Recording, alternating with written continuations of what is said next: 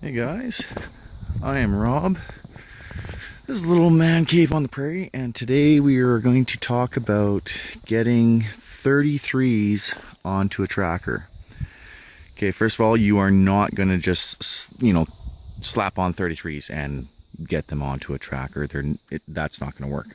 And before we even get started with anything, I'd like to say that I paid $250 for this one.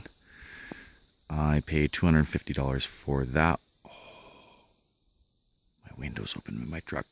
Okay, $250 for that one. And that one, I traded two skidoos that if you pulled them all apart and put them all back together, you might make one skidoo. This thing was just sitting out in the farmer's field, and that was the trade, right? So, if you have something that is, has a great body and isn't rusted out and things like that, my suggestion is to do it right. Get the proper lifts. If you can afford it, save up. These things are getting rare, and what I'm going to tell you is more reserved for bush wagons and stuff like that, like things that you off-roaders, where it's already been rusted and obviously pulled apart. I've got dents. I've got this thing sees gravel road and light trail, really. So let's get into it, because there's actually a little bit to it. First of all, you're going to need a 2-inch lift, spacer lift minimum, and you are going to have to trim out your wheel wells.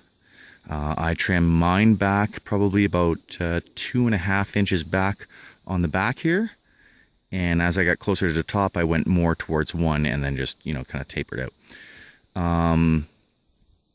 But even that, like, I had 285s on here, which is pretty close to a 33.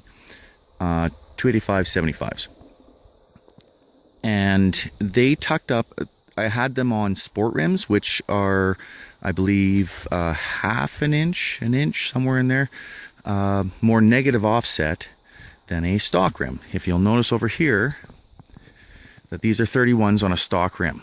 Okay, for those of you that don't know, this is the other project we're doing.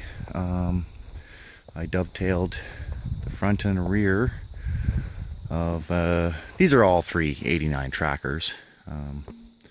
This is a long-term project. For those of you that watched the show before, my garage kind of fell over, and it's been a lot of work kind of getting it back up. So it's outside, which sucks, but what do you do? Now, I don't care how much you cut out. You can cut out as much as you want, but you're still going to rub. And where you're going to rub is the inside of the tire to the frame. So the only way... Now, sorry, these are 33 12.5s. These are 31 10.5s. So more or less, they are an inch on either side wider, right? So if I went with stock rim on that, like I'll show you. This is kind of, it's quite the bubble, like this way. So the rim is too narrow for the tire. So for even a 31, you should have like an 8-inch rim, or at least, I would say 7 or 8. So stock, it'll work with stock if you cut everything out, but what you're gonna see happen is that when you fill it up with air, it's going to balloon out, and you're going to start wearing through the centers. Okay, like these don't look too bad, but they're not good at all. The side lugs are fine, but there's like nothing there. So you'd want to come out with a wider rim so that this stays more of a flat spot and your sidewall and everything matches. Okay, so after that, or realizing that, you'd say, okay, well, I have to come out with a wider rim, but also offset. And what we're going to talk about with that is that, okay, this, where the rim bolts to the vehicle, it's kind of flanged on, right? So If you can push the distance between here and the edge of the rim, right, coming out back or forth, you can see that this one is actually welded to the front of the rim. There's a lot of rim in the back. So it takes the width of the rim and pushes it behind, right? So if you can get those ones that stick out, right, that'll take care of your problem of rubbing on the frame. And that's called negative offset, and that'll pull it out. But there's a problem with that too, is that, okay, here it is. Okay, say this is your A-arm. This is your ball joint, right? This is your pivot point. So when you have on this rim, it's kind of like this. That would be the tire, right? So if you take this part and push it out, right? Your ball joint is still your pivot point, but it comes out further. So now your tire, you know, sticks out here. This is an exaggeration, but this is just the gist of it. So the more you come out, or just a longer point this way, you're going to swing front and rear more.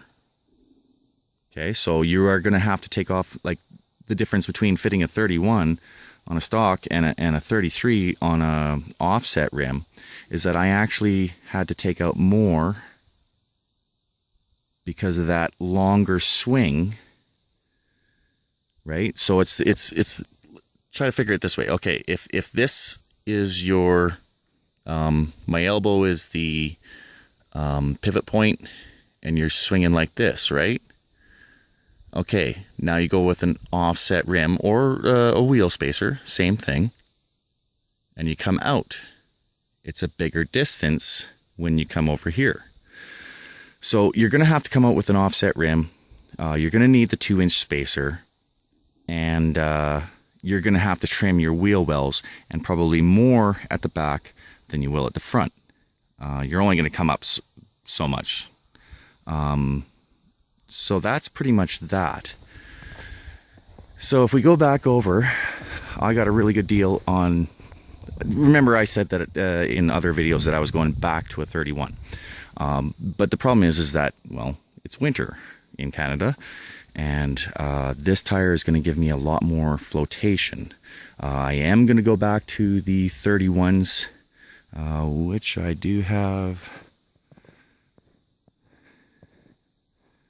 right there in the summertime, but for now I need to get across snow when I wheel, so they're